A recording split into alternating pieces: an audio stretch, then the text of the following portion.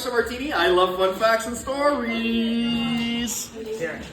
Let's hear it. Okay. It's actually a really funny story, and I'm glad I prefaced the swearing with this one because there's a swear word in here, so bleep it if you need. So the story of the Espresso Martini dates back to the late 80s. So this is a cocktail that was invented not too, well, I guess not, I'm aging myself right now, but not too long ago. In the late 80s, there was a bartender named Dick Bradsell. He passed away, but he's invented many famous cocktails. He actually invented a very famous gin cocktail too, called the Bramble. Anybody here ever had a Bramble before? Fantastic gin cocktail with blackberries and creme de mure. So he's credited with inventing that. So the story of the Espresso Martini was he was working at a hotel bar, and a model came up to the bar, a very famous model, I can tell you who afterwards, but very famous at the time.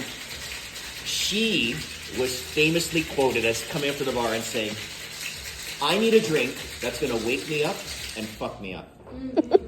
So he whipped together vodka, Kahlua, fresh espresso, and a bit of sugar syrup, and called it an Espresso Martini.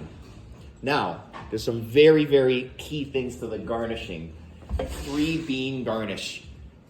Everyone know why? Or do you have an idea as to why? It's for good luck.